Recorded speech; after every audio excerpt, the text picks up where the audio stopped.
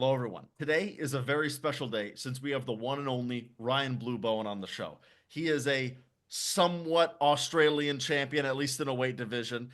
He is a somewhat world champion, at least in if you go to a specific league. We've got Ryan Blue Bowen. Say hello to the people.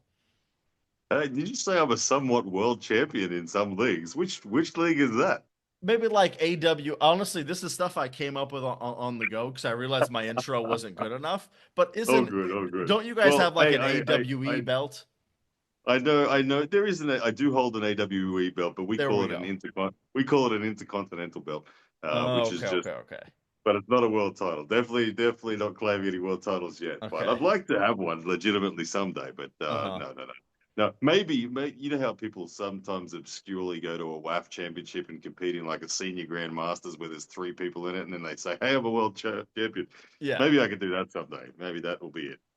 I think like you get some makeup and you put some wrinkles on your face and you put Yeah, on glasses. well, people say I'm aging in reverse these days, so not that might be away yet. But thanks Hmm. for having me on the show, man. I appreciate it. You're welcome. And this is the second time. If you're curious, we did have a first episode when I had like 800 subscribers. Now I am up to nearly 4,000. So we Well will see done. the progression in my channel in the interview. So the first question is the goal still 85 kilo champ? It's an interesting one. I wake up this morning at like 94 kilos. Uh, and I find myself putting on roughly 1.5 kilos a year of, I guess, quality, to use Hermes Gasparini's terminology. Quality. 1.5 kilos a year of quality. So I did a body scan the other day and it said to me I was 14% body fat, 14.2% body fat. So there is room, yes, if I continue to diet well. Like the weight cut when I went down to 86 was a big effort. And so that wouldn't be a weight category that I'm just popping down to for for casualness. It's got to be like a minimum sort of 4 month prep if I want to hit that number at the moment. If I get rid of a bit more body fat, then it's obtainable for the right matches. I would right now I'd be most comfortable at 90 kilos competing. Pushing down to 85 right now is a big effort. But as the body composition changes, so my goal in the gym at the moment is it's always to get stronger, and it's always to improve my body composition, and I've been steadily doing that. So we'll just kind of pay attention to what happens to my body, and I'll make a call on it. Like I think I think it is possible to get down that low still, but it's uncomfortable at the moment. Uh-huh. Yeah, Well, we'll ask some questions about weight cutting later on, yeah. but for now, we'll just go with it's uncomfortable.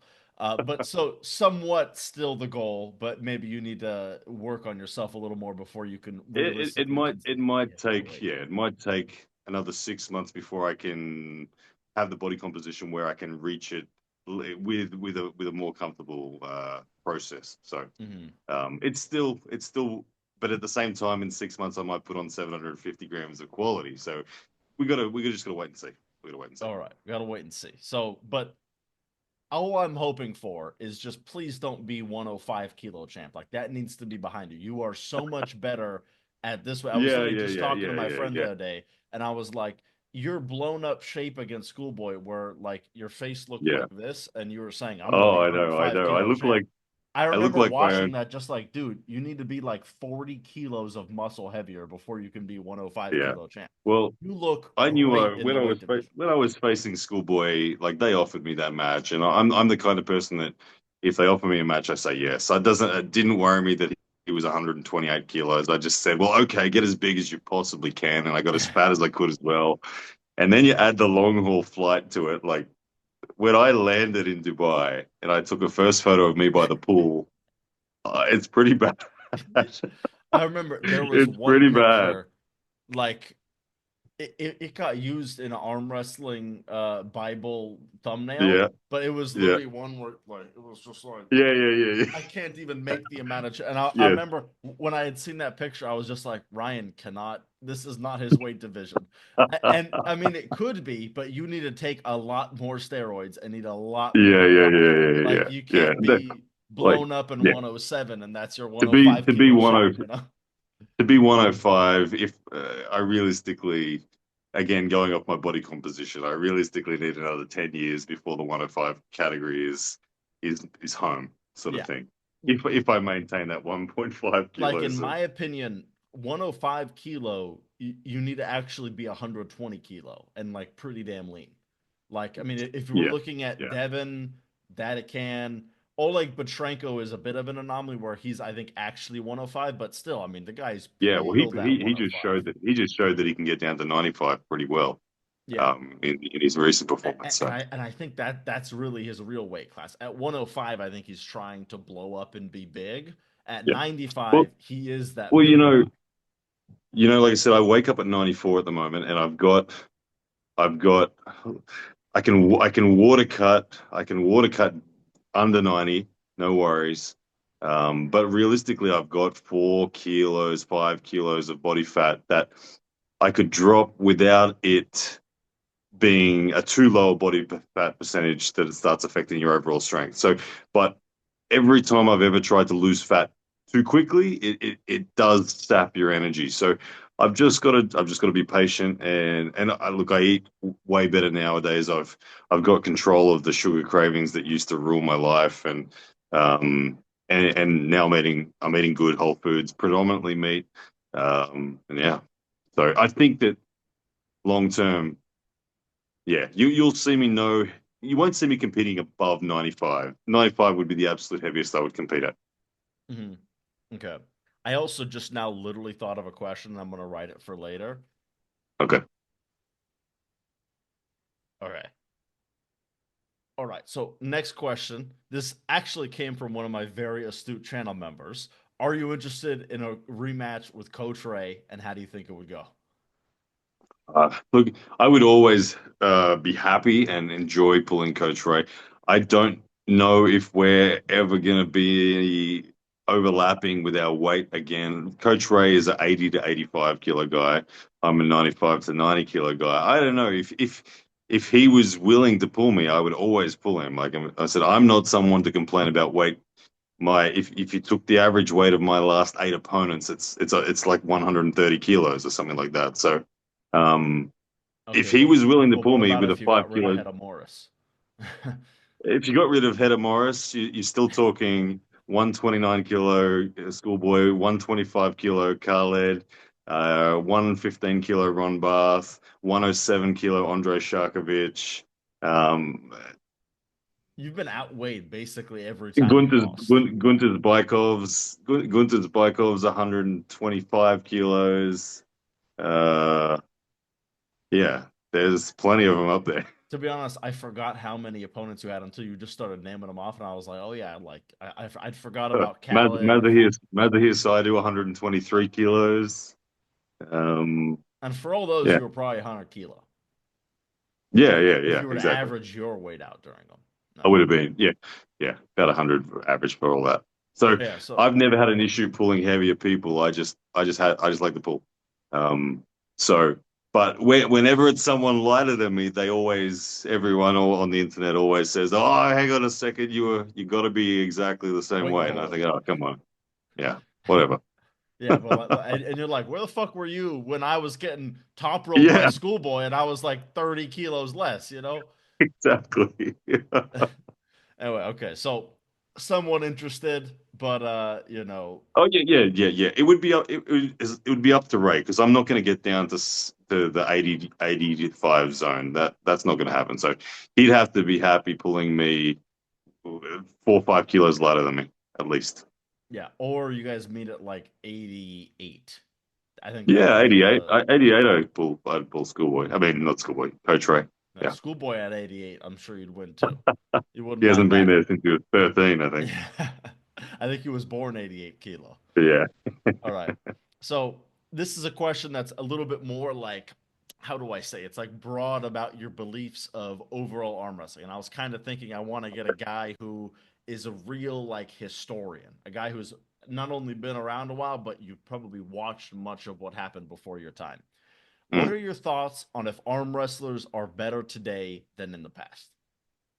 Yeah, always a fascinating question with every sport that happens. You see most sports evolve. I think athleticism evolves as well. If you always just take like even just the 100-meter sprint is always I feel like that's the truest indication of whether mankind is improving athletically because there's not really that much equipment involved other than the shoes, I guess. But Uh huh.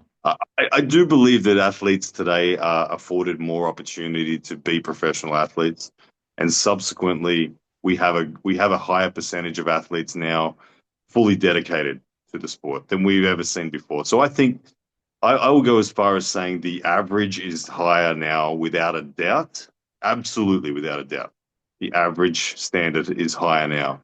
And the depth is far deeper now. But I can't go out there and say that the best guys of each era wouldn't be at the very pointy end best guys again today. I couldn't say that. Like I don't know how far you go back and all that sort of stuff, but I've asked I've chatted with John Brzenk over beers with this, and he swore that you put Cleve Dean in today's people, he'll do well. Put Johnny Walker in today's people, he'll do just as well. Um, put Andre Pushkar back in the mix. Uh, and how would he have gone with Lavana? Would have been fascinating. Like so, I tend to think that the average, yes, there's way more people fully dedicated, but the guys that were at the pointy end back in the 80s, 90s, early 2000s, I would suspect that if they time traveled here, they'd still be all in the top 10 for sure. I mean, just as an example, if you put John against Irakli at 95, John would fucking murder him, like I think, yeah, without peak a peak shadow of a doubt. John, yes, peak John at 95 would destroy Irakli, destroy Yep. Irakli. And he would destroy Todd Hutchings, destroy Rustam, about literally anyone in that weight division. There isn't a chance. So there's definitely, but at the same time, John at that time wasn't the 95 kilo champ. He was the overall champ who just so happened to weigh 95 kilo. So it's definitely Yeah, like yeah. Who did, John could who be an did exception, not the rule. Yes, John is an exception for sure. Like I remember asking John, how long did it take you to go from novice to amateur to pro to elite to world champion? And he said, "Oh, I went through all of that in about a year and a half." Yeah. You're like a year and a half to go from novice to world champion. Cool. Okay. Yeah. That's an exception. And he beat what Richard Lupke's to take it. So it's not a small feat there Jesus to beat a, Christ. a man of Richard Lupke's I mean, size. anytime someone says like Devin is the GOAT, I always just think like you don't know anything about John. And in my opinion, Devin's number two, but he's not close. I think Devon is number two for sure. And you get into the debates about which era and which which contribution, which set of circumstances was more challenging, which was more exceptional. I do think that John was the standout when it comes to who was the most exceptional. John was the most exceptional, and I think he'll forever be the goat. In anyone who understands the sport truly, John will forever be the goat. Devon is worthy of being in the goat debate for sure. His contribution to the growth of the sport is a massive factor as well. How popular he is, how influential he is to any pay per view, all those sorts of things, and his ability on the table is pretty damn amazing too.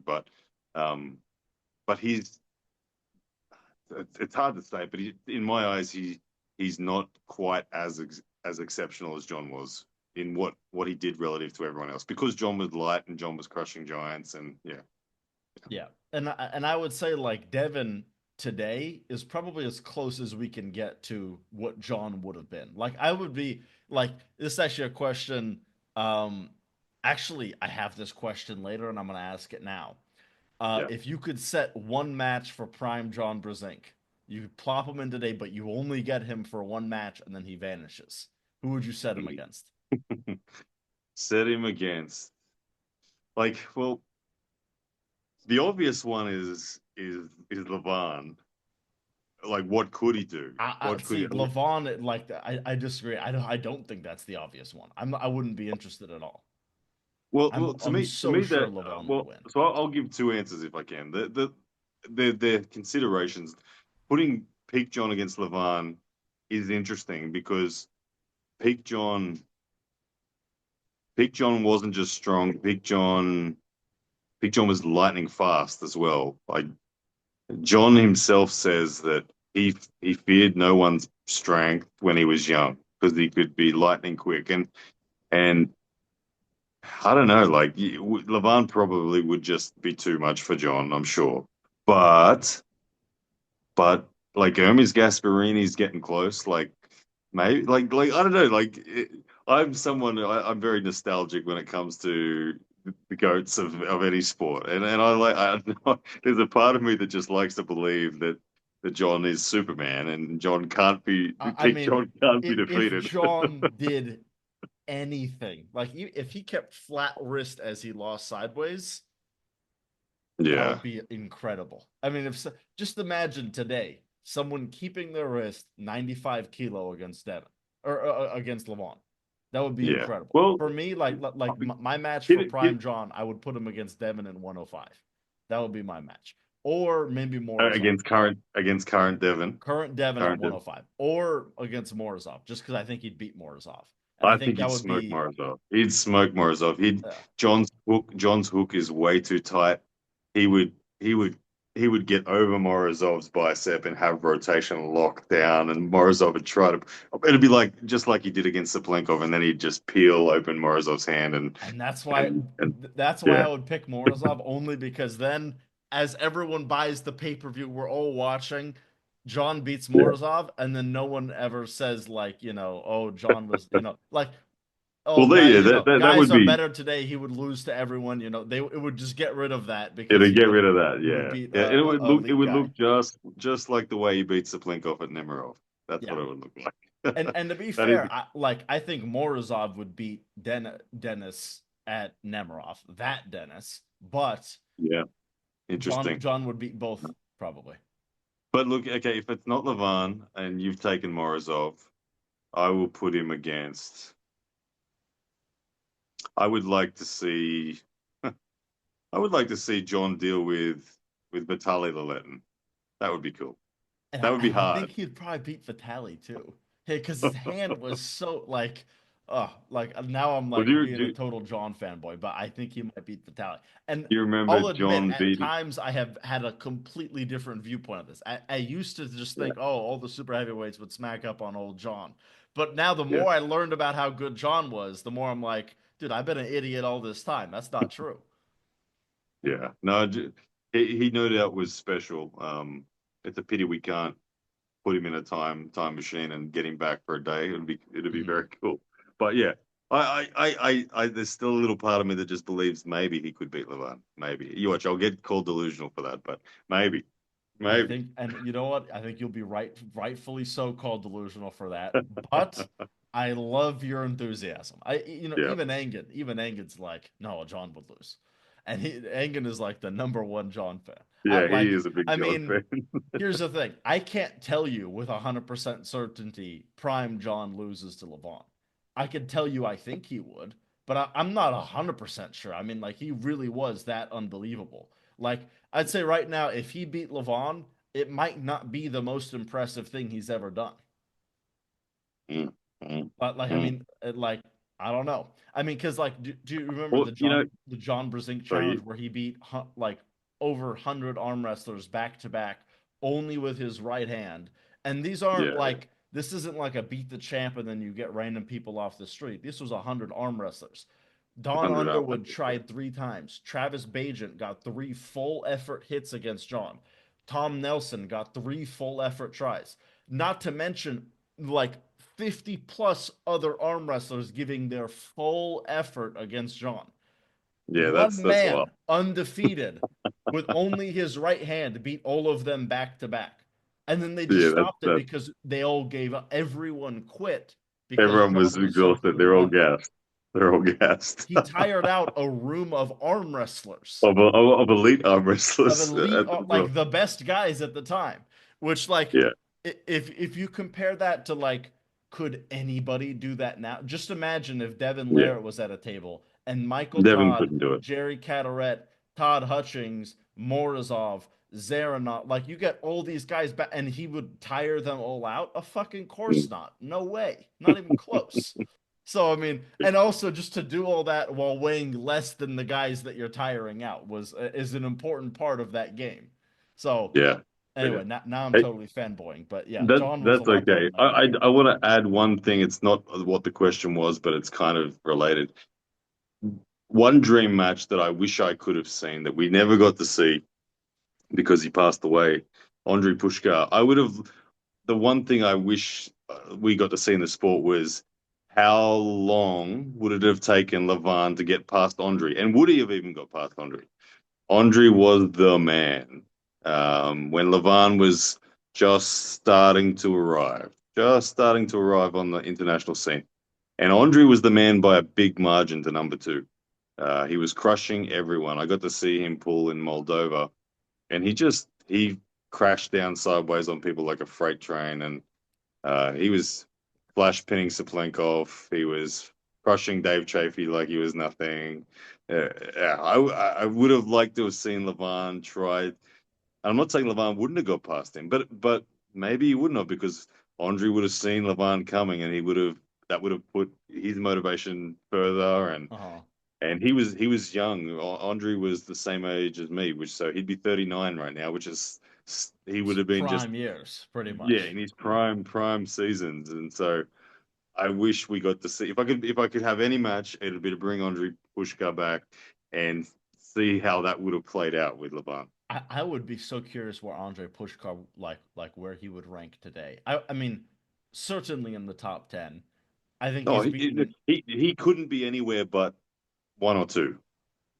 He was that far Really? ahead of second. He was that far ahead of second. Andre was like Levan. Andre was destroying second and third and fourth like So they were you're nothing. certain he would beat Devin, Vitali, Michael Todd? He was He already was beating, but I crushing. think those three guys they've all gained 20 kilos. Yeah, well, but that's what I mean. Andre would have too. Andre died at 33. He would Uh-huh. have he would have kept up with everyone. He would have, and that's the thing. Like he was that far ahead. Yeah. Like you said, he was flash pinning Saplenkov at the time. He was flash pinning like they couldn't set a match for him. He was that strong. Uh-huh. Which is And basically where Levon's today. Today we can't yes, really set a match go for him. go and have a look at his Russian A1 performance of 2018, which is the year he died, the last Mhm. tournament he pulled. Um, and John's there, Dave Chafee's there, Saplenkov's there. Uh, who else was there? Um, Samarenko. There was a bunch of elites, and he doesn't break a sweat. He just bulldozed them Left, all. left or right, left or right. He doesn't break a sweat. Yeah. And John said to me one afternoon when I asked him who were the strongest arm wrestlers of all time in his opinion. This was again when Levan was on the rise. John at the time, before Levan had arrived, he said Andre Pushkar, I couldn't even fathom his level. Like I couldn't feel his limit. So I don't know. Mhm. Like he was Did you somewhere know out how good there. he was? Yeah, I mean, it's one of those things when someone's stronger than you have no clue how much. If someone's yeah, 5% or let's say 10% stronger than you, they will feel the same as like pushing against a steel beam. yeah, You just don't yeah, know. And like for example, my buddy Christian, he was like the moment I first tried, he felt untouchable. But then slowly but surely, I've slowly began touching him a little bit. So now I know how yep, far we are. But yep, before, like the day I started arm wrestling, I was like, dude, this guy's so fucking good. But then you have like he felt the same as Mika, so I didn't really know where he was. But then you yeah, slowly like once you're getting like 5% behind them, then you're like, I can beat this guy, yeah, yeah. eventually. But You start to feel the stretch in their tendons and that you're like, ah, there's something yeah, coming. and I see him go, Yeah, yeah, oh, yeah. okay, okay, you're working. All right. So, end of that question. The next question. Now this would need to be in a certain weight class. You need to get a little lighter. He needs to get a little heavier. You versus Hunter Noffz. How heavy is Hunter Noffz? He's like Hunter Noffz, 77. He's full, yeah, I think isn't he's like 82 kilo, which he? is why Okay, I'm okay. kind of thinking if we can get you down to 85, And he bulks he up a is little bit. USA's number one 80 kilo. Is that right? You know, I ought to know this. It's him or Cody Wood, the guy who beat Hellboy recently. So yeah, Okay. Well, it's him or I Cody gripped up Wood, with I and I've seen video of Hunter beating Cody Wood, but I don't know who has the last win on yeah, who. I gripped up with Cody Wood on the practice table afterwards, and I felt fine. So I don't know Hunter Knox level. If they're similar, I think that the weight difference would be in favor of me. But if we got a big version of him and I had to deplete right down, then it's probably a match. I'm sure I'll respect any arm wrestler that's at the pointy end of their weight category is a dangerous person. Yeah, So the main reason I um, asked this too is because you two at the press conference would be great. If we could get a I don't know much. prime Bowen. I haven't seen him. I haven't seen him in his Oh, personality. I don't know I'm what's he actually like. doing an interview with him this Saturday. So when Okay, that comes out, you can watch that. But he is like, he's the guy. Maybe this will jog your memory. At God, what a Challenger Series. He was like, "There's gonna be 3 seconds of arm wrestling tomorrow." You remember that? okay, Yeah, but like yeah, like that was his whole thing. Is yeah. like tomorrow is only gonna be 3 seconds long. First round was about 3 seconds, but then after that he flash pinned him the next two. And him and Doug Ehrlich also talking a bunch of shit. Like Doug Ehrlich was saying, like you win your medals at state fairs and stuff. I'm a real arm wrestler, and it was like tomorrow you're gonna feel how real I am. And they said again, there's gonna be 3 seconds of arm wrestling tomorrow, and he pretty much did good on that promise. So Yeah. yeah, So Hunter Noffs is a guy where he's pulling he's pulling East West West Valen Low, is it? Valen Low. Yeah. Yeah, and so And, like that's interesting. I know Valen really, really well. I've known him since 2013. I've pulled against him when I was under 80 kilos when I first begun um, in the Oceanic Championships. Uh, he's been in our region. I haven't pulled him for maybe 5 years now, but I've been buddies with him for long, and I know what his shape is. I know what he does. He's someone who he's unassuming. He uh-huh. punches way harder than he looks. That's what all I'll say about him is when you see Valen, you'll go, "What's This this guy? dude?" Like he's like there's no real definition on him. He's not going to be ripped like Hunter or anything like that. But trust me, the dude is good. The dude's Yeah. really good. Well, So like I'm thinking Hunter will win that match only because I've heard that Valen Lowe is like a slow top roller, and Hunter is regarded for his incredible unmatched hook setting ability. So it's one of those okay, things okay, ware like yeah, it's a Valen's a top nightmare roller. style matchup, But but the moment Valen is instead of being here, he's here. All of a sudden, yeah.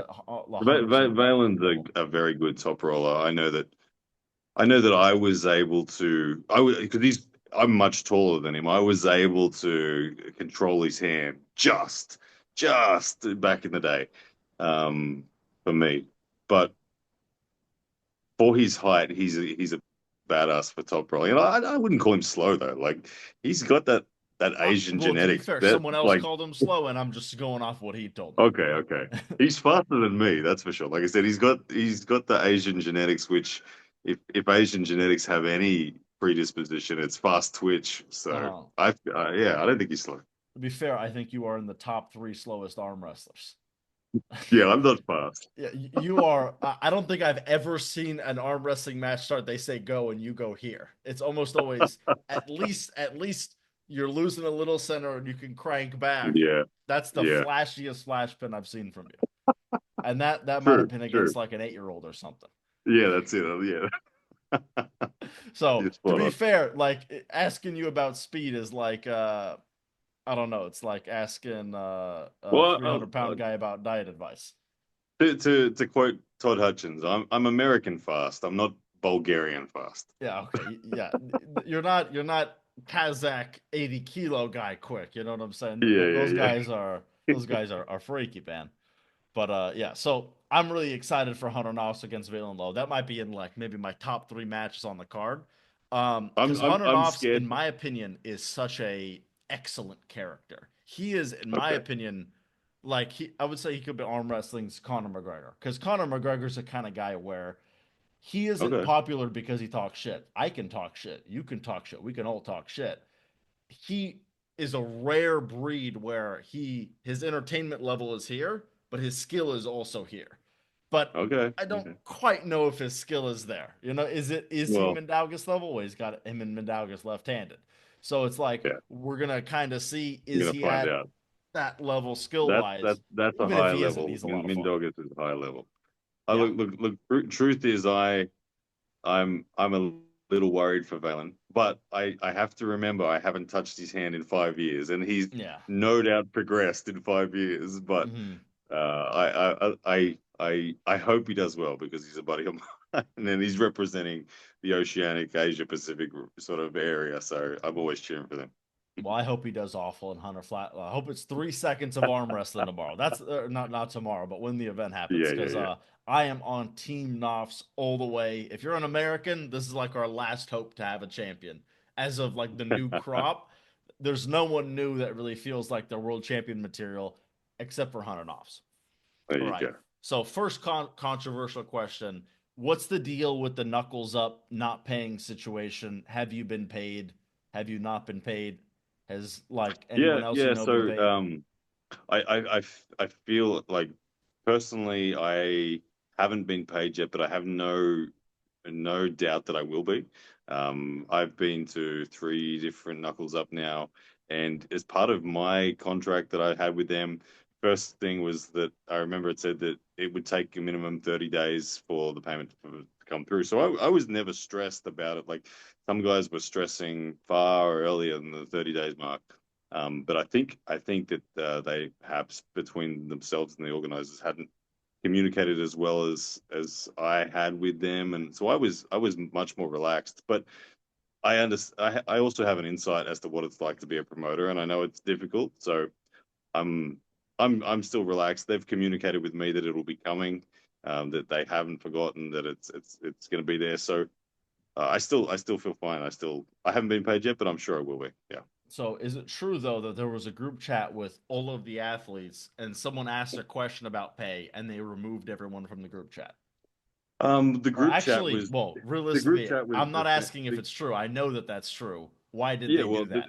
the group chat was descending into just a mudslinging sort of chat, where Okay. the people that were frustrated were venting their frustrations, and it was just it they closed that group chat down and then messaged everyone individually saying, hey guys, we closed it down because it's become sort of a bit, it's lost its purpose as to what we were the group chat was designed for. So and they reassured us all each individually, we understand the pay issues are there, we will do everything we can to get it all fixed. So we're I think that the lesson that they needed to learn was just to communicate better with people. That's all. But um, yeah, the group chat was there and all sort of stuff. People had uh, expectations that weren't met and or that weren't understood, so people get upset. Yeah. Have they properly communicated why they haven't paid? They've given us some sort of general reasons, but um, they haven't given us timelines, specifics, or anything like that. They've said generally next 1 to 2 weeks is what we're aiming for the next round of pay and all sorts of stuff. And the next round of pay, I have no idea if that means everyone's paid, if that means some are paid. I know that some have been paid. Not all though. I haven't been paid a cent yet. So we'll see. Yeah. Okay, so you seem confident that they will pay, but I, I am. I it's am. a little I wonky would right now. be. I'd be really shocked if I wasn't paid. I'm sure. I'm really sure I'll be paid. I really am. I wish I was as confident as you. I like from the outside looking in, the moment I heard Mm. about this, I'm like, you guys are never seeing that money. That's just what it sounds like. But I'm willing to say, hey, I'm sorry, everyone. They did pay up. Everything honestly, I Well, think you can say they're bad things still about they're Knuckles Up still even if they do pay, but they're still I very active. They're still very active in their their expansion efforts with the Arnold's Classics, and I know that they were in conversations prior to the last Knuckles Up. They were in conversations with their year-long plans and things like that. So they've got a business plan that goes a long way. So I don't think that they will ruin that entire business plan if they don't pay people. Yeah, I So mean that's the end of I would be Knuckles Up. shocked if they're abandoning ship and not going to pay. But I'm sure they will. I'm sure they will. I mean, the other thing too is like, like, are they just pissing out money? Like, there's no way they get an ROI on this event. I like every I time I don't I see don't Knuckles Up, that's what I I think. don't know what their I don't know what their numbers of pay-per-view are, but I do know that they offer the athletes 10% commission on pay-per-view that they sell. Now I don't know what my conversion rate was of sales, but I do know from my last Knuckles Up, because I've always put the pay-per-view link in my link tree, which comes from Instagram. And I know that for this event, I had 4 times the clicks on that than I did the event before. So they're headed in the right direction. Whether that translated to 4 times the sales as well, is yet I haven't had my numbers No, confirmed I yet. mean But they I had know to that have sold more, without a doubt. yeah, so they had to have sold more. They had to have sold more this time, but is it enough? I don't know. It's clearly Can I ask, was yeah. 4 times going from 5 to 20, or was it going from a No, significant number? it was going from like 200 to 800. Okay, so it couldn't have Yeah, been just a low volume situation. I mean, it's still yeah, 800 people clicking the link.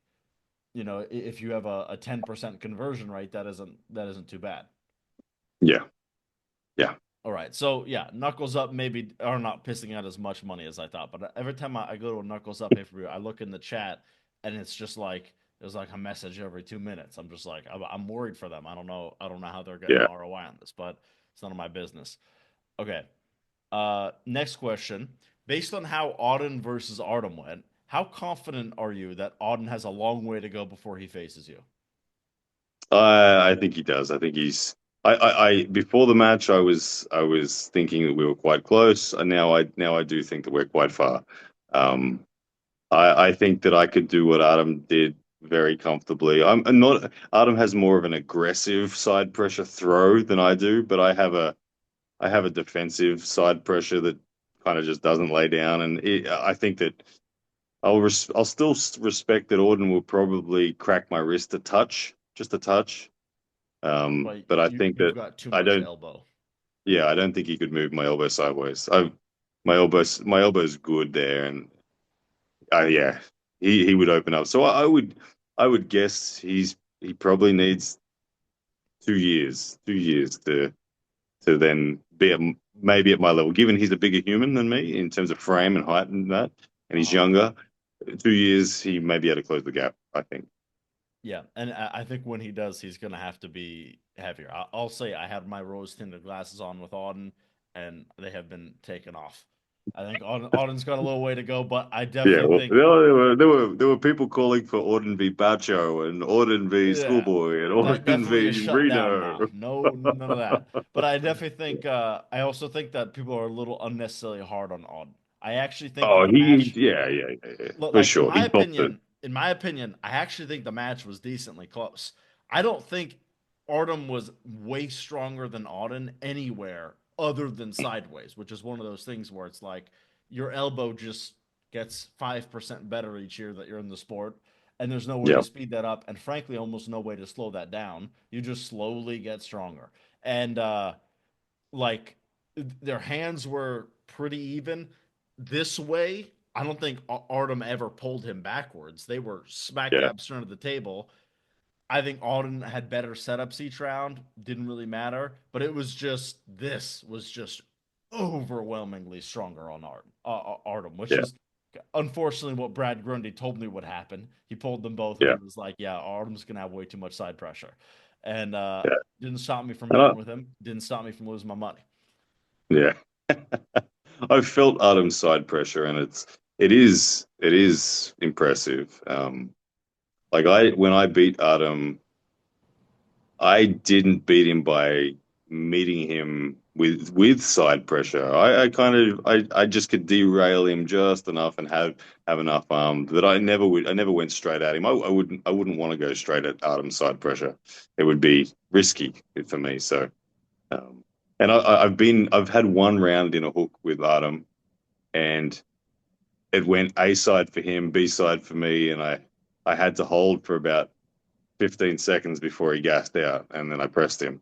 But so his side pressure is good. It's very good. Yeah. Yeah. So, and then the next question, part of that, who should he face next if it were up to you? Who should Artem face next? No, no, no, Auden. Or Oh, both of Auden. them. Yeah, Auden. both of them's interesting, Auden. actually. Auden should face. Yeah, it's tough because he was on a good run of marketing, and Well, Artem was gonna. something I was kind of Artem was thinking gonna. now, for the first time, we need to aim down. Every time it's been, Yeah. who's We the need next to aim harder guy? down. But for the first time, Yeah, we went he was. a little too steep and we need to come down. He Or was at on a least good. someone similar level and hope Auden rises to the occasion. I still think he should go back to Abbas Rana in India. Okay. That's a cool match. I know that they were pushing for that and they were talking about that. Abbas is the same weight. Abbas is only 17 years old or maybe 18 now. I think he's still 17, but he's equally unconditioned inside pressure.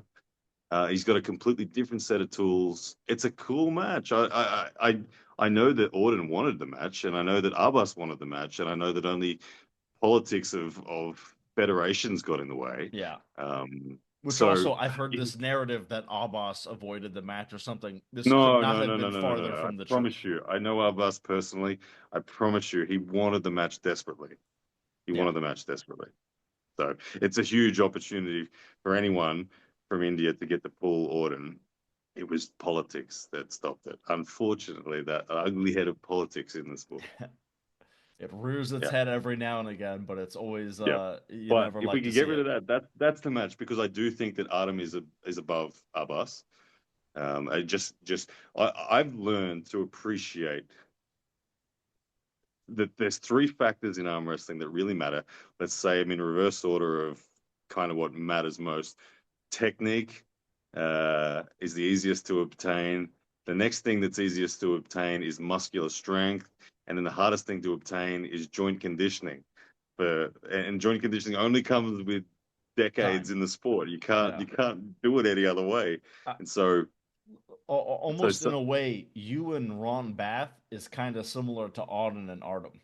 It was the yeah, same thing where it was literally just you muscularly are probably not any weaker than Ron Bath, but Ron yeah, Bath just has this yeah. He on. So just his elbow wouldn't open. even though you're of the perfect style that side pressure should have an issue with, he just has enough Yeah, to just go fuck it. I'm gonna go sideways hard enough, And it yeah. was the same thing So where like Auden tried to King's move, but it was there futile. is It was nothing. just like Yeah. when someone is So that much sideways stronger than you, it doesn't matter. So I think Artem, when I measure up Artem, I think Artem's ahead of Arbas Rana because of the conditioning. Even though Arbas Rana's muscular strength is really good, really good. Like he's got a 180 kilo bench, he's got bicep curl, massive, but he doesn't have elbows because he's 17 and he's Yeah. only been pulling for so long. And so Auden's got more experience on him. Auden's taller than him. Auden will be able to threaten his hand. It's a cool match. I'd like to see that. Yeah. Yeah, and now initially I was against the Abbas Rana match, but now that he's lost to Artem, I am on the Yeah, Abbas it's Rana back match on. train. Back Yeah, on. yeah, because now I think that would make the most sense. I like you'd said, like for the first time we have to go down, and I think that is beneath Artem, uh, and it's genuinely an interesting test for both of them. So I'm on the Yep. the Abbas Rana train big time. Let's definitely get that going. All right. So now we're to the main event of the interview. The thing all of the haters have been waiting for. They've Arm all Wrestling skipped. Bible is They've all watching skipped this. forward to here. He's got his box of popcorn. You just skipped to this part of the video. You didn't watch any of the prior hour. Tell the 86 kilo story as it was from your perspective. I will not interrupt, and then afterwards I will kind of poke holes Okay. as I Okay. see my The audience would want me to. the 86 kilo story is pretty simple from my perspective. Knuckles Up have in my experience through the three events that I've been in, always made the weight agreements between athletes. They've communicated to me a bunch of times to say, we're not really the ones enforcing the agreements of weight. It's between you guys as athletes to determine where you want to meet and yada yada yada. Each weigh-in that I've ever done at Knuckles Up has been a ceremonial weigh-in, where it doesn't really matter. No one cares. They read out a different number to what people actually are because they they've got jeans and shoes on and they've had a feed and whatever. So that's been my experience. Like when I pulled Andrei Sharkovich, I was 92 kilos. If I took my clothes off, 94 and a half, 95 with everything on, and Andre was 106 or something like that. No one cared. No one weighed in anywhere. It was just, yeah, whatever. That's what we are. So with Tom and I, before we agreed at the 86 kilos, and that was for me. That was for the purpose of seeing for myself if I could get down to that level, and with the goal of chasing the 85 kilo weight class. Um, just before Christmas, so maybe a month out, I was weighing like 95 kilos, and I was like, oh, okay, I got to get rid of it. I started eating carb free. Thought, all right. It was literally Christmas Day. I let my last carbs, and then I went, okay, carb free now. And once I was carb free, I got down to 93 kilos within 3 or 4 days. And I thought, I'm carb free at 93. It's a fair distance down It's to a long 86. way to go. And I messaged Tom and said, hey man, I'm 93 kilos. I'm gonna try my best to get to 86 kilos. But I'm not sure if I can make it. I said, look, I will give it my absolute best. I messaged the Knuckles Up guys and said, can I do an early weigh-in? I said, I'm coming from Australia. I'm 93. I'm not sure if I'm going to make it. Can I do an early weigh-in? And they said to me, well, it's not really up to us. You'd have to talk to Tom.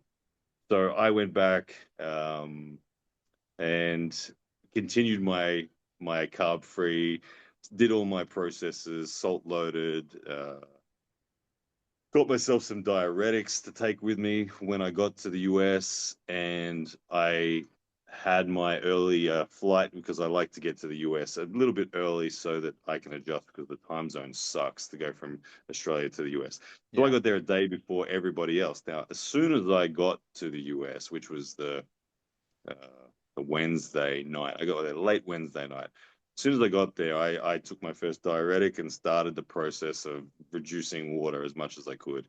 Because a long haul flight will make you retain water as well. So Yeah. the night that I arrived at New York, clothed, I was 95 kilos. I was like, oh my goodness, that's the water bloat from the plane. Anyway, I took a diuretic, and I think I woke up the next morning at 91 or something like that. I was after when I say I woke up, I was pretty much awake all night, just peeing. Don't know if you've taken a diuretic before, but it was the first I've time I've taken taken a a diuretic, laxative and before, so I okay, assume it's well, somewhat a different similar. kind of, but I was just you basically just you just sleep on the toilet because it was like every 3 minutes you needed to take a leak That again, sounds like and as laxatives, soon as yeah. you got off, it was like that. So 91 kilos the next morning. So we're now on Thursday. We're competing Saturday, um, and and I'm in the process now, and I went to the sauna at around 11 o'clock in the morning and spent a bunch of hours there and got down to the 86 kilos, nauseous as hell, dying on the floor. I was in in bad shape. I was literally in bad shape, and it was not going to be medically possible for me to stay at that weight for another 24 hours. I would have. I didn't like I said. My core body temperature, my heart rate was sitting around So 150, can and I ask, why did you plan the cut to cut so much weight before the weight weigh-in? well, because I did that because I had asked the Knuckles Up guys if I could do it early. They said it's between you and Tom. I told Tom, look, I don't know if I can make it. Do you mind if I do it early? He said, and this is where my error was I can't remember without the text in front of me, but his reaction in his text gave me enough of an indication with my desire to do it early that I'm like, yeah, I'll take that as a green See, light. that was a big point of contention for me. He Yeah. never really said yes, and I was kind Yeah, of he thinking, just said, I, yeah, I was yeah, thinking, I even said this to Artem Taranenko on my interview with him. I think you kind yeah. of you looked at it with the "What do I want Tom to see" glasses, Yeah, of and he course. kind of didn't say "fuck no," so you decided Yeah, yeah, he yeah. said yes. Yes. And at the end of the day, for me, I was in a state where I was like, I don't even know if I can make it. So I'm just gonna try. Like I was prepared to message Tom and say, hey man, I can't get there. Are you cool with this? But I got there in the shape where I was really rough. Now I weighed in at the Marriott, which was the hotel next door to the hotel we were at. And I did that because they had a sauna where our hotel didn't have a sauna. So I was there and I used the sliding bar scales that was at the Marriott. I had my set of scales there as well. I got a dude that was just an old man that was randomly there with me to film me, showed my feet, showed everything, getting on there, showed zoomed in on the bar scales. Tom's got the video. Um, and I sent that to Tom and he said, "Oh, a bit early, but okay," or whatever the text message said. And I then rehydrated and then I went and ate food and then I ate carbs and then I got dressed. And with all of that, 24 hours later, when I jumped on the scales, I was 219 fully dressed with pizza and a beer in my belly, Yeah. sort of thing. So that's how it played out. But yeah, it was. So I have no dramas with them saying it's a dead rubber match because Ryan didn't make the weight on the official day. That's fine. I'm happy because what I actually learned in that process is that I actually can get down to 86 24 hours before, because 24 hours after being that 86, I actually felt really good again. I felt fully hydrated and back. So I could have push the times one day to the right, and it would have been fine. But I didn't. I was not optimistic that I was going to make 86 in the first place. So I, I, yeah, asked for the early, and like you said, I read it with the goggles on of saying, yeah, that's what I want Okay, him to say. so So we'll go. now Yeah. I need to poke some fair holes into this. Okay. So Okay. my Go for it. first question is, do you think you deserve the match that was playing against Craig Tullier because you didn't make weight, but you did win? Yeah, yeah, I think so. I absolutely think so. I think I would love to pull Craig. Well, Like, Craig pulled his last event at 90 kilos. Like Craig himself is a 90 to 95 well, kilo it's guy. not So about that, but it's about like you earned this opportunity not by cheating, because I do believe you had good intentions, which is why it's like it hurts being a Ryan Bowen fan sometimes, man. But I think you have the best of it. Like, I don't think you tried to do something wrong. yeah, But now, okay, another thing I've heard is well, someone else. That's fine. Look, if I don't deserve the match, fair enough. But is it a good match? Yes. And this is That's one of different. It's a good this is match, one of the sure. I totally realities agree with that that. yeah, this is one of the realities that I'm like I don't mind that on paper. Oh, okay, Ryan got disqualified from the official win because hey, he didn't make weight, so it became a dead rubber match. That's fine. I still know that under the conditions of the day, I won the match. That's all I know. And so for me as an arm wrestler, I'm happy that I progressed. I felt strong. I beat him in a hook. That's good. No one thought I could do that under any circumstances. Yeah, You had to ask people, had to poll people, can Ryan beat Tom in a hook? They would have said, not if Ryan's even 105 kilos. yeah. That's what they would have said. So, And to so be I'm fair, happy as an arm wrestler. that was also my opinion too. I thought you'd win, but I thought you'd go into an ugly Kings move. And round Yeah. one, I was like, Tom got him into a hook, but then I realized Ryan got him into a hook. Yeah. It was the other way around. I was like, oh, you actually seem content there. Anyway, okay, but a few more questions. So I Yeah. also heard that a 100 kilo guy stepped on your scale and weighed 90 kilos. Is this true? No, no, no. There was the scales in the hotel we were at. Don Underwood, when we were all eating lunch, came in and said, "You guys tried these scales in our hotel because they just told me I was 215 pounds or something." And Don Underwood, if you know Don Underwood, he's like 260 or something I like know that. Don Underwood. Yeah. So we were all like, no, no one's used it, and we all went. A bunch of us went together, and everyone was like, yeah. It's like 25 pounds off that one. So yes, even when I went and stood on that one, I was like 84 kilos at the time, and So fully there clothed, was and a dodgy there scale. was a set of That's scales not that the was scale it you was it used. was dodgy as hell. That was not working at all. That was at the hotel we were at. Yeah. Hmm. And but you were at No the one, no Marriott one weighed Hotel. in. No one weighed in on that. No one weighed in on that. Okay, so that's the origin of that story, but that's not the scale you used. Correct. Okay, now another thing I heard, allegedly, ah you ate food the same day you weighed in on your scale before you weighed in.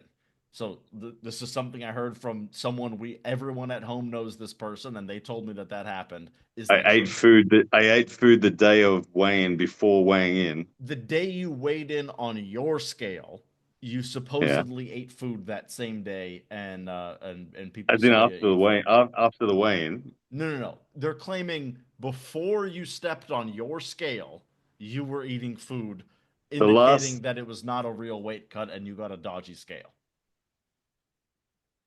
the last thing I ate was sashimi at the airport before getting to New York.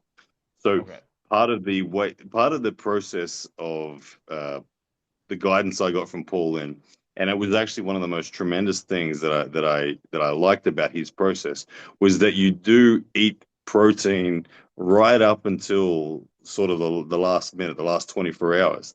And previously, when I've done weight cuts, like the Coach Ray one, I was super low calorie for like a week, and I was depleted as anything. And Paul was like, no, keep your energy high, keep the calorie intake good, just eat protein, clean protein, no carbs, and just know that you can go to the toilet in that last 24 hours and clear that weight out if you have to as well. And I found that that worked really well where despite being dehydrated, I still felt energetic. I still felt like I had calories to actually function with.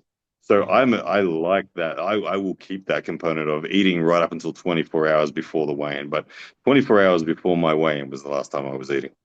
Okay. So whoever said that they saw you eat that same day before you weighed in, bullshit.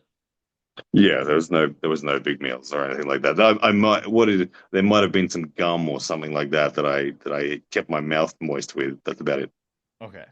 And then, so if someone were to be at home and they were to perceive how your weight cut went, they would be fair to say Ryan Bowen did make weight, but he made weight on his own scale, which he really wasn't totally given permission to do, frankly. You Yeah, were yeah, yeah, yeah. kind of given permission, or at least you weren't told no, so you decided it meant yes. Um, Yeah. would it would you think it's fair to say that you made weight, or should you stop saying that you made weight? No, I'm saying I made weight in reality, but I'm perfectly fine with the organizers saying disqualified, dead rubber. Okay, That's fine. well, okay. I now have an issue with you saying in reality. I think in reality you didn't make Well, weight. there was a moment in time where I was 86 kilos, Okay, I agree with that. 48 hours, 48 hours prior to the event. That's the reality that I'm speaking of. Okay, so I'll say the whole thing, assuming what you're telling me is true, which I've heard conflicting things, but I'm only going. I don't know Okay. anything at the end of the day. I'm going off what you say and what they say. Yeah, yeah, But yeah. if everything you said is true, I don't think you're the worst guy on the planet. But I also think like you should know that you can make a weight before you try to make the weight. And I also like Well, you on gotta top do of that, something for the knuckles up you are gotta a do fucking like no offense, but like that's a clown organization move that they're leaving it up to the athletes to manage the weight cut. It's not how that you got to do works. something. You got to do something for the first time, and you don't know. Hence, Yeah. a month prior, I messaged Tom and said, "I don't know if I can make 86. I'm gonna give it my best shot." His response at the time was, "No worries, man. Thanks for letting me know." He said, I'll never let you live it down if you don't make it, but all good." Like that was his first response to it was that. So, like, yeah, you got to try the first time. And now I know, oh, look at that. I could have done it 24 hours to the right and it would have been okay. But I didn't. So I'm happy to be ruled out as on the official side of things. And yeah, All that's right. it. And then the next question perfectly segues into this. So you bet Tom 5K that you would be willing to take a rematch and you'd beat him in a Yeah. rematch.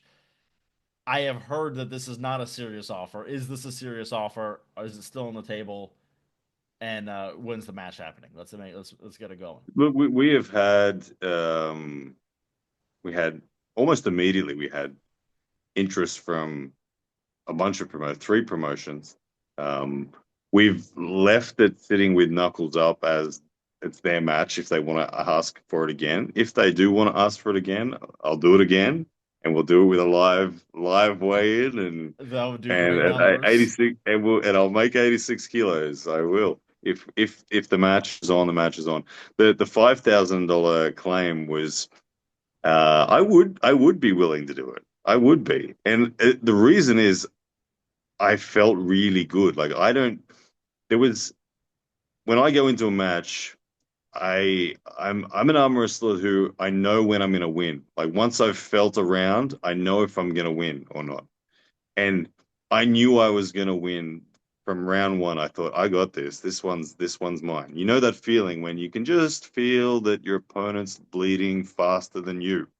And that was evident from me from the very, very beginning. I in round one on one of my surges, I got a pec injury that slightly changed that. I went, ooh, and that's why you saw me no more hook surges, no more side pressure after round one.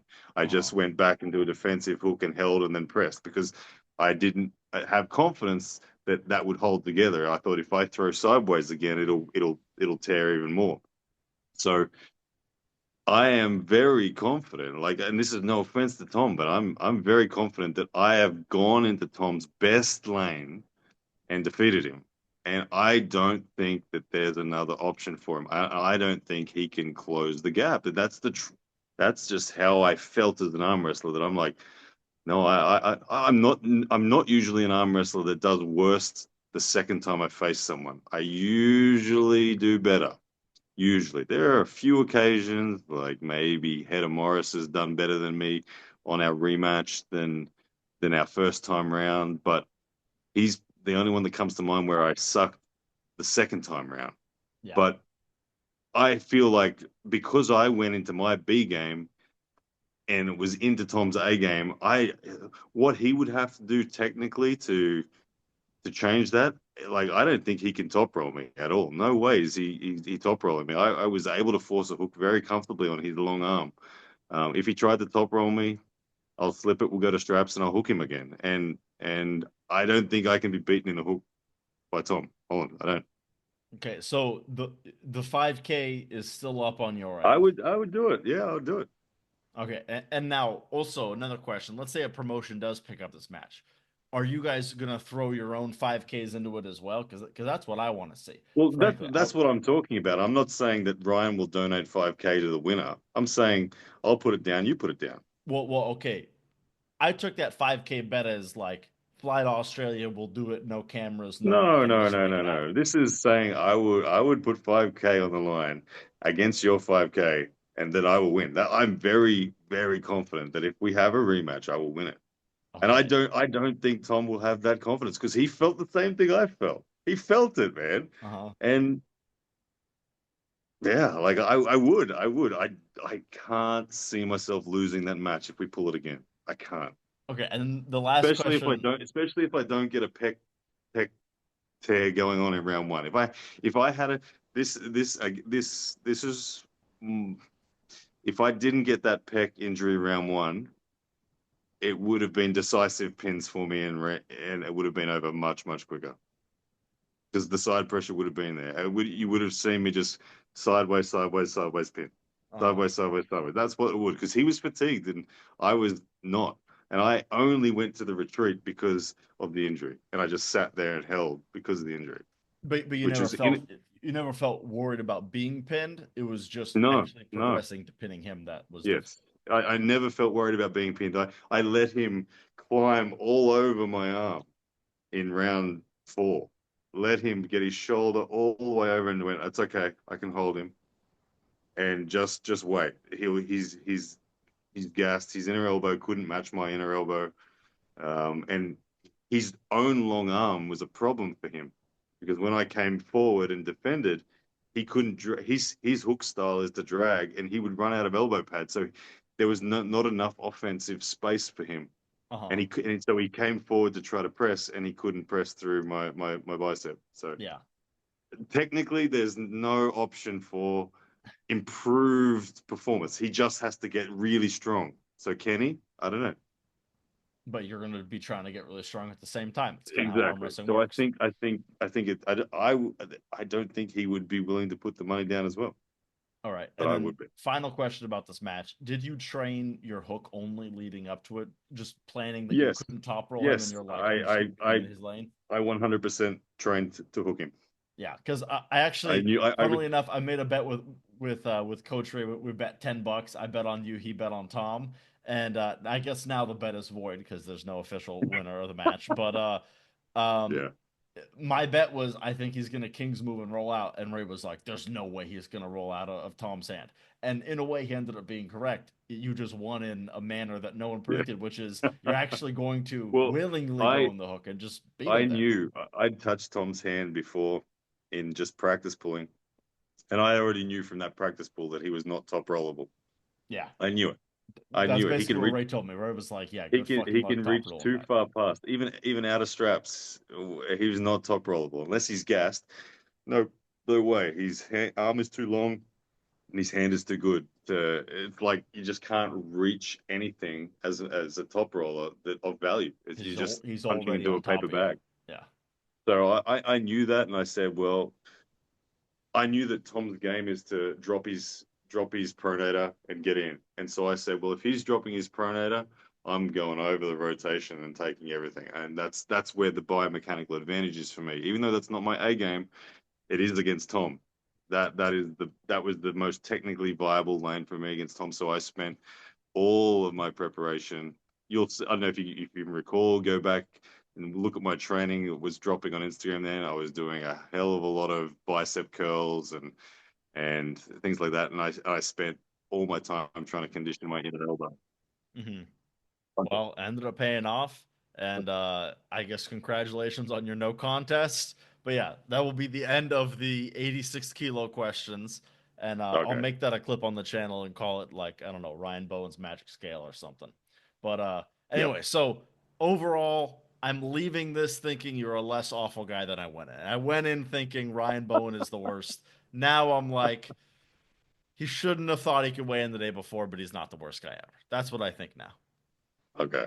I'll All take right. that. I'll So take that. now we are going to do match predictions for the upcoming East vs. West. I'm not going to do all the matches. I'm basically just going to ask the ones I'm curious about, and hopefully that Yeah. people at home agree with me. All right. Okay. John versus Yoshi. Um, it's an interesting one. Yoshi surprised me with his performance against Todd Hutchins. Far better Surprised us than I all. expected. No one saw that Held coming. held up Todd for a long time, but Todd or John has something that Todd doesn't have, which is a press. Todd Hutchins doesn't have a press. He just has to sit there and wait and wait and wait. And a good King's move, Todd has to wait a long time to get through a good King's move. And so Yoshi's got a good King's move, but John has a press. Um, I didn't correct me if I'm wrong. Yoshi didn't ever win center against Todd, did he? Like he didn't ever take an A Yoshi side. never actually pinned Todd once. He Yeah, won 2 rounds on He elbow never even fouls. got. He never got an A side. Did he ever get an A side? Maybe to I think at one point Todd he maybe got Todd to here, but it was just because Todd was like trying to climb. The moment Okay, Todd okay. gave any elbow, instantly won So center. I think John Brzenko win. I think John Brzenko take hand control and John Brzenko finish it with a press. You And know, John's never lost to Yoshi, with the exception that's of not yeah, okay. a casual super match that he had. Uh-huh. But in the one super match he did have, John won 2 to 1 in 2003, and then in the tournament he faced him, he beat him in the final or whatever. Uh, Um, I've heard in they've Japan. had like many super matches, and every time John wins, Yes, John. Well, I don't. except for Maybe that I got one my friendly data. match. Yeah. Yes, and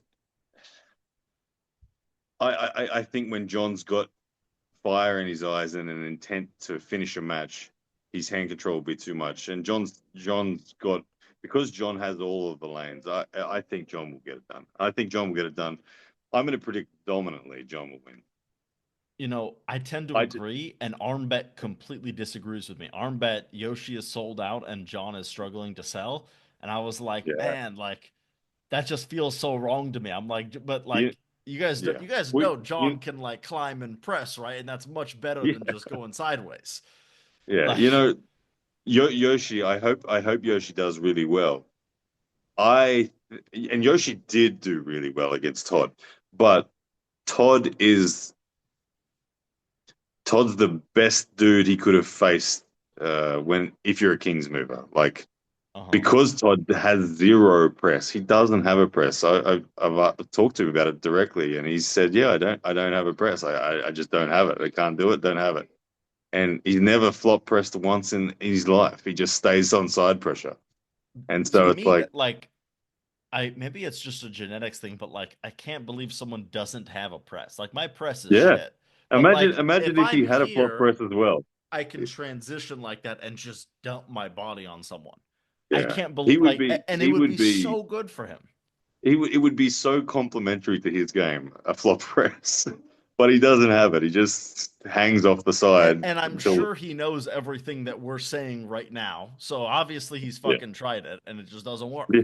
But like cuz So he's so not an Yoshi, I idiot, you think know? I think Yoshi's value was artificially held up because of Todd's glaring hole of not having a press. Mhm.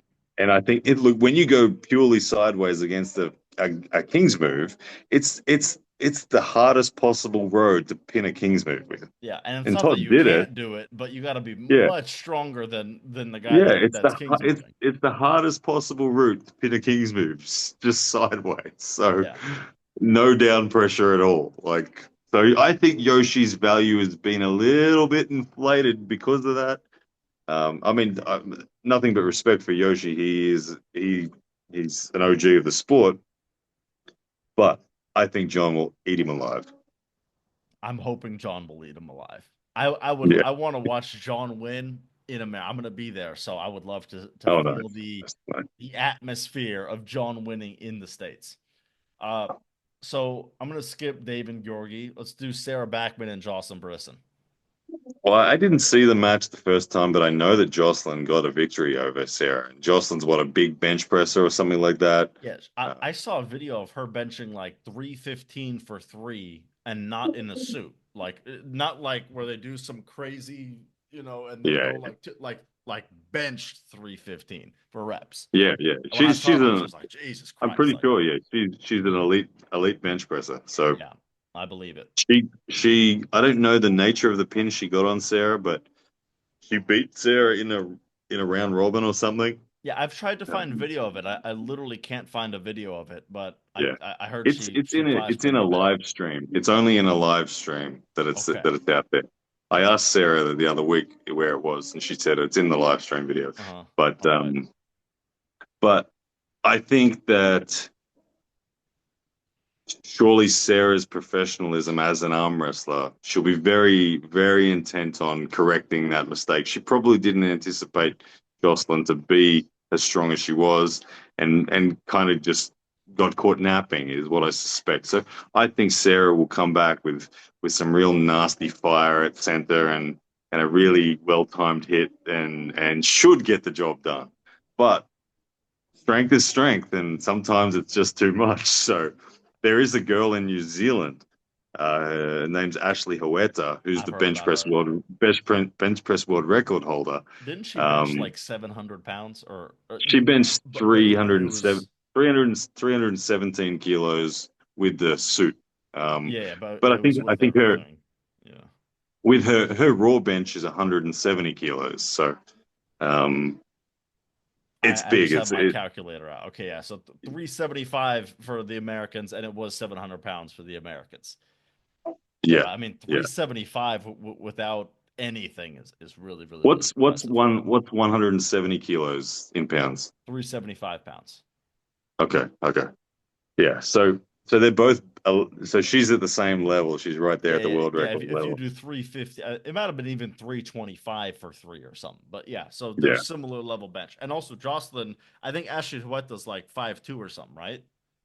She's Yeah, tiny. she's short. Yeah, Yeah. Yeah. Jocelyn's like 5'9", 5'10". So she's got like a Okay. lot more frame to build out, and she has the levers and stuff. Ashley Yeah. Huerta's gonna have to be a Todd roller probably for her whole career. Yeah. Yeah. Yeah. But yeah, I think Sarah takes that one. All right. This is one of these matches where, like, on paper, Jocelyn should murder her. She has less years in the sport, and she already won. So who's going to progress for the rematch? Logically, the person who's newer. But at the same time, I think there's a difference in professionalism for the prep. Last time Jocelyn Brisson took that round robin much more seriously than Sarah did. Let's put it like that. Sarah Yes. went, Yeah. okay, here, I'll just show up. Jocelyn, this was probably a big deal for her.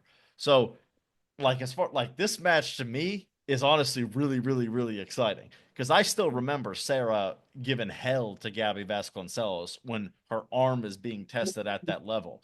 If we can find a woman that can blow through Sarah on her arm on arm, oh man, don't even Yeah. get me Yeah. started right now. Things are getting very Well, exciting. it is interesting, but I will use a cricket analogy. I don't know if you follow cricket at all, being Not, an I couldn't even American. tell you how cricket is played.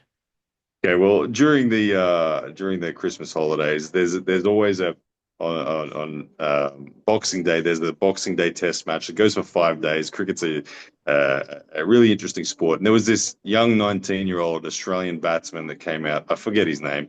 Anyway, it was his debut, and he was facing. We were playing India, and the world's best bowler statistically is from India. His name's Bumrah, and Bumrah hasn't been hit out of the park for like 7 years. No one's hit him. No one's hit him out of the park. And this Oh, so, young so 19, cricket is similar to baseball? similar to baseball, Okay. yeah, yeah, similar to baseball. And this young 19-year-old on his debut hits Boomer out of the park 3 times in a row. Bang, bang, bang. Wow. And he gets this big score, and the media's going nuts on this 19-year-old kid. And anyway, cricket is a sport where you have 2 innings each. Anyway, so the next time this kid comes around with the innings again, everyone's talking about how he's the only person that's ever dominated Boomerang and all this kind of stuff. And Boomerang, being the experienced guy, just comes out and just destroys the 19-year-old kid the next time, like makes him look like a fool. And it's like that's what experience is in the sport. The new kid on the block can turn up and shock you sometimes and get a few away, but a good experienced athlete will compute things at a rate that the newcomer just can't, and Oh, will make adjustments, assess your game, and come back and pick holes in you now that they know about you. So I think that that's what's going to happen. I think so that Sarah Sarah will do her Sarah's homework this Boomra time. and Jocelyn is the Yes, 19-year-old kid. yes, exactly. I think the experience of Sarah should just come back and be like a sharpshooter and just absolutely pick her apart. Yeah. And one day Jocelyn will be that Sarah Backman who's the Yeah, experienced person handing the next person a that's the lesson. natural evolution. And Yeah. once upon a time Sarah was the 19-year-old who got taught a lesson. So Yes. it's just part of Yeah. the part of a sport. All right. And I actually decided I kind of do want to go over Dave and Gyohi. What are your thoughts on that one quickly? Because I think most people kind of agree. Uh, who? Dave Chafee? Did you say? Dave Chafee and Georgi Svetkov. Ah, yes, yes, yes, yes. I did a video on this one. I think it's a very simple match in terms of its shape. Dave and Georgi there. Dave's just gonna be wrist flexion, side pressure. Svetkov's gonna be more post and pronate. I think that I tend to think that Svetkov is the favorite going into this match. Just with Dave being a little bit out of form after he's lost to Vitali. He's always struggling with the injuries and the niggles. Svetkov, though, he's the same coming off. Is he lost to Kadetcha, was it? in Yeah, his last but match, I he think. was very, very hurt. I mean, like I spoke with him maybe day or two before the match, and Mm, he was actually gonna die in Istanbul, and a doctor literally saved his life. They were gonna amputate okay. his leg, like it was like Yeah. infected and all this So stuff, and he was on antibiotics. So there were just a like few extenuating I'll say circumstances. right now, Alex Krejci did not beat Georgi Svekov. I don't know who would have won, and I'm not gonna say who would Okay. have won because I don't know. Because But that when match was not real. I think of Svetkov v Devon, even though the score went 3-0 Devon, it was very close. Oh yeah. It was very close. There were moments in that match where Devon's wrist was being Yeah, it compromised, was and sort of going like this, and then Devon he'd only come and just managed to recover it. So I think that Georgie's top roll game is very, very good. He's got a lot of endurance too. Like he held center with Devon for a long time. mm-hmm. Um, And I Devin think that Devin was trying to pin him that whole time. A lot of people think he was yeah, just yeah. like he was People trying. yeah, people will edit reels as though Devon wasn't trying, but no, Devon Yeah, was panicking. He was holding on for dear life. yeah. Um, He just so I understood that think arm wise, like stretched out during this, he would yeah, never turn that pronator over, which is why he maybe felt comfortable. But at the same yeah, time, the only way he could pin Svetkov was either in a 3 minute grinder or Svetkov submitting. Those were the only ways you could pin him. It yeah, wasn't like he was trying the whole time to pronate out. There was just, it's fucking yeah, tough because Svetkov, I mean, I don't know if you've ever met him, but this part of him is like ridiculous. Like yeah, literally, when I gripped him, I got to there. Like yeah. I Okay, started off top rolled. And I mean, for yeah, the only way to set it up fairly, you got to just set it how you set it. But literally, my wrist was right like that, and then just go and just I like the moment I gripped him, I was like, I couldn't imagine not being top rolled by this. Like, yeah, not even just how strong you need to be, but you need genetics. You need to be special. Like, you need to have those 4 inch long fingers in order to stop that because it's just yeah. ridiculous. I'm like the biggest So Fetkov fan after that. I think that Svetkov is the favorite. Given look, if it was old school Dave Chaffee, I'd say Dave Chaffee would be the favorite. But Dave's been struggling with different injuries and pain, I think he's maybe only 90% of his best or something like that. So I think that Svetkov is the favorite, but it's not impossible for me to see a pathway for Dave Chaffee winning it in my mind. Um, he may just have enough knuckle height and enough strength to take away Georgie's height, and if that happens, then yeah, he'll pin him. Yeah. We have seen that Dave can flop press if it comes down to it. He's added that to his game since the Vitaly Letin Super War that he had a couple of years ago. But um, I feel like Georgie's side pressure and top roll is going to keep Dave away from that press. Dave's not a specialist presser. He's a presser once people have gassed.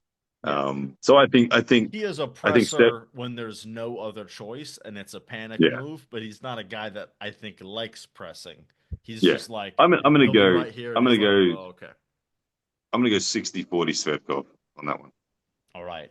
Devin and Corey West left-handed. This one I'm very excited about because I think this is a perfect middle of the pack guy where we can test Devin. We can use this as a yardstick. Uh, If he I think holds and Devon talks will. to him, I think this match will look very similar to the match Devon had left-handed with Andrei Pushka, mm-hmm. way back, where round one Pushka pins Devon.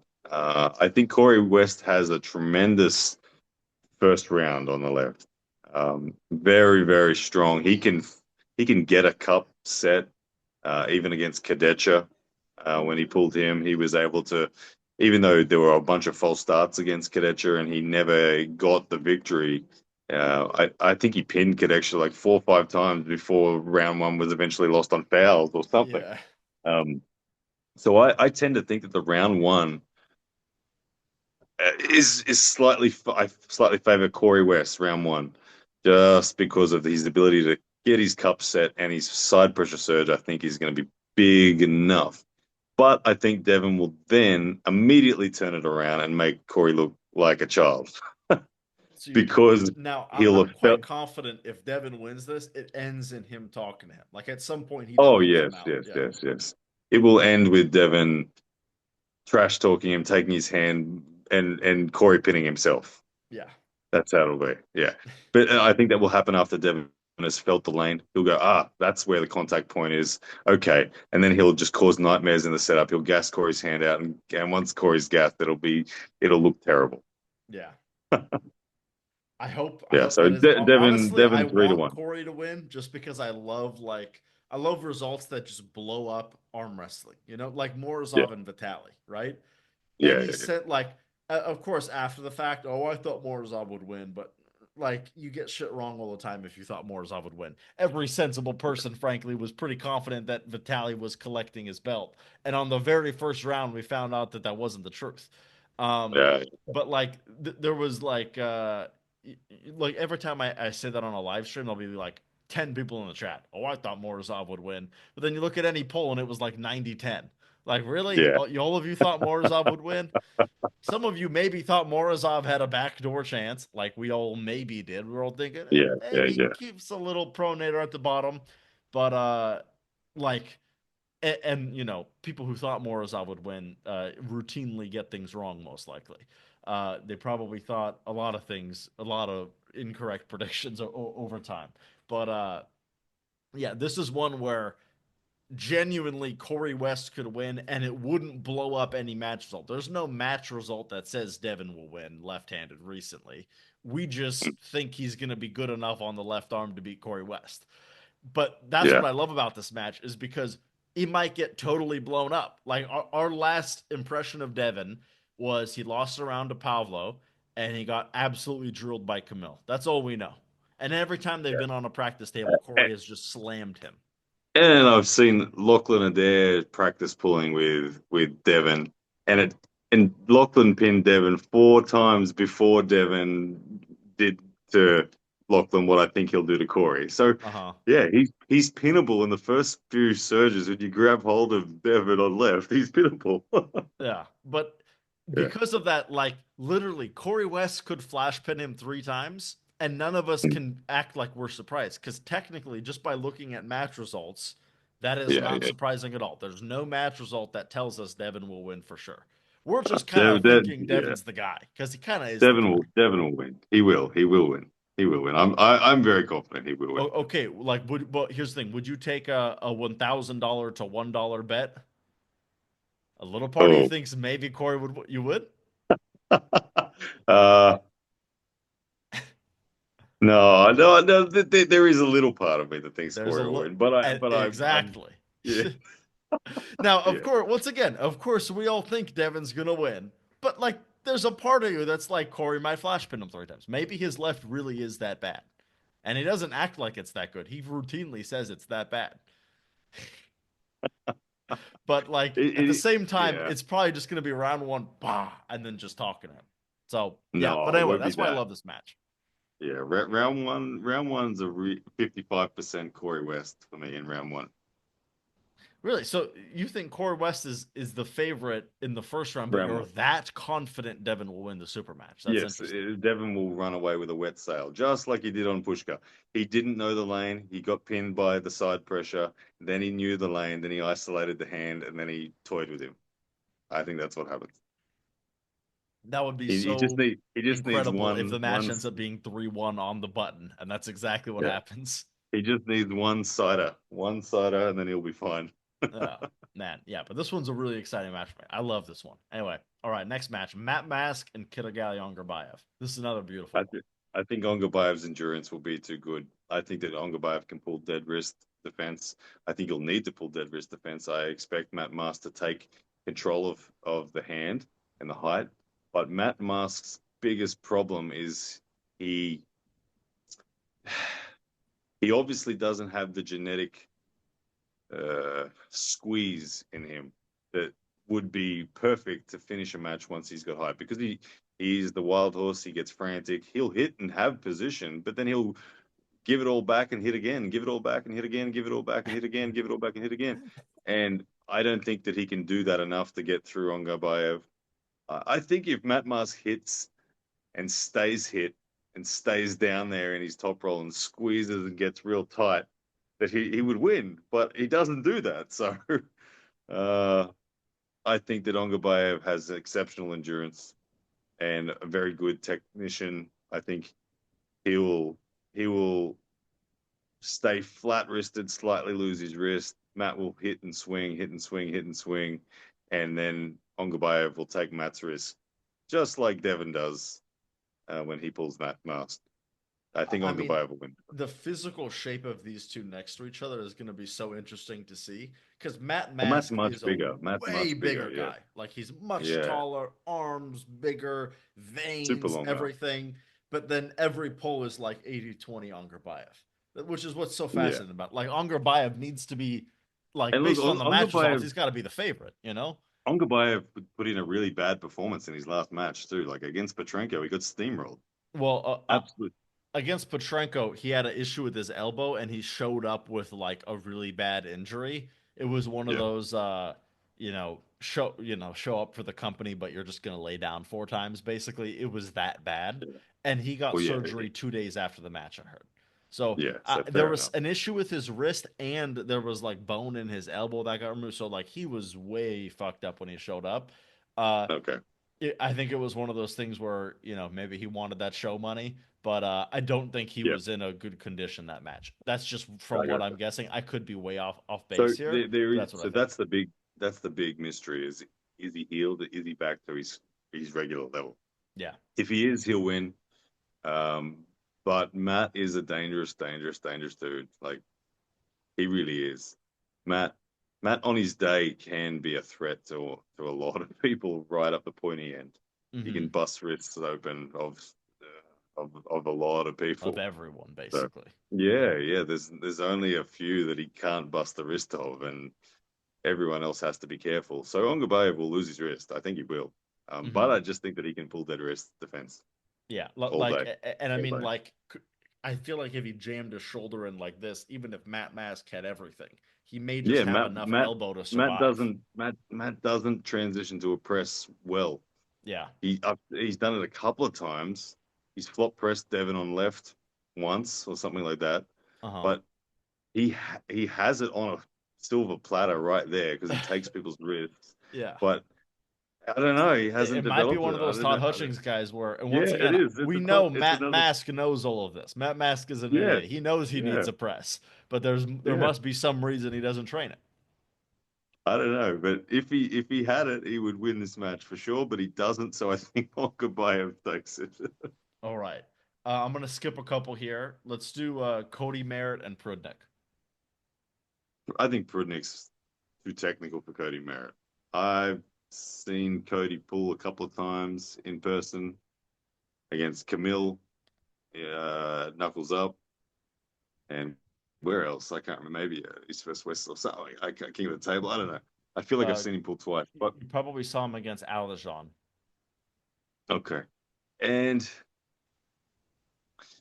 I I feel like Cody's a very stiff, singular sort of lane guy, and I think Prudnik is super, super technical, super, super versatile, and I mean he's really, really strong. So I know that Prudnik kind of went in and out of form a little. There's a little question on his on with is he back in form?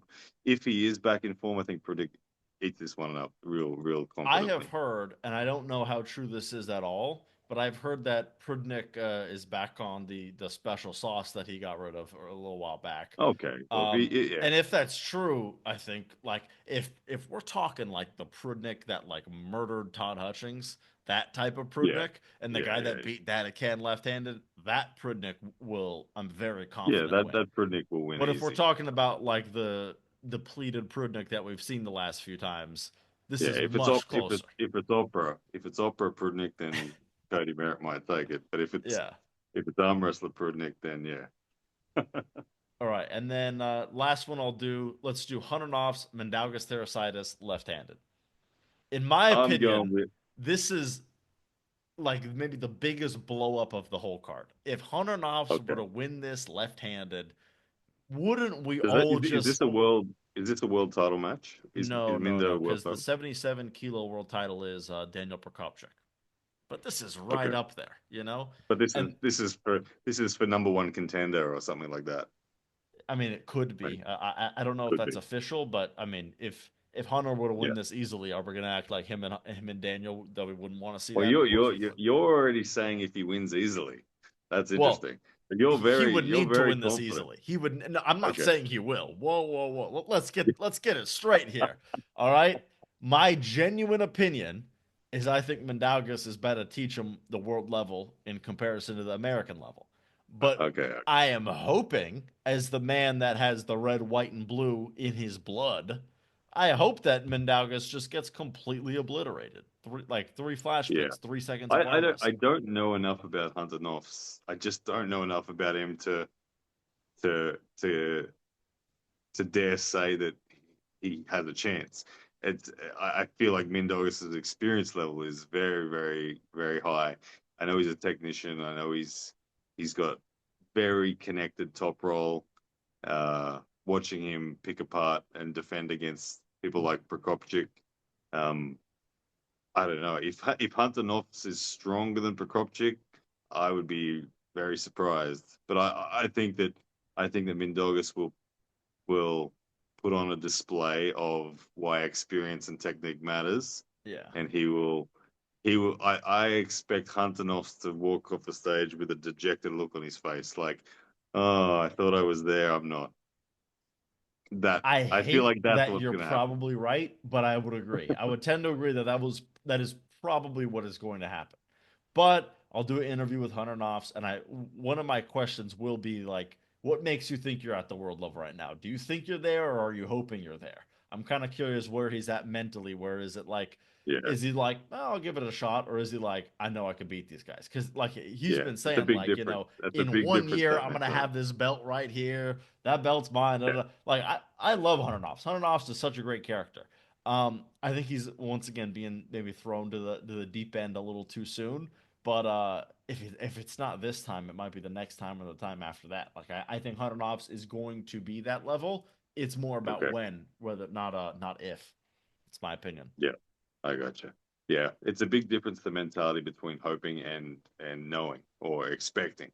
It is a very big shift, but um, this is his first real test at the world level. Like he hasn't faced the world class Doug before. Ehrlich, and then which I don't necessarily think is world level, but that's at the very top of the United States.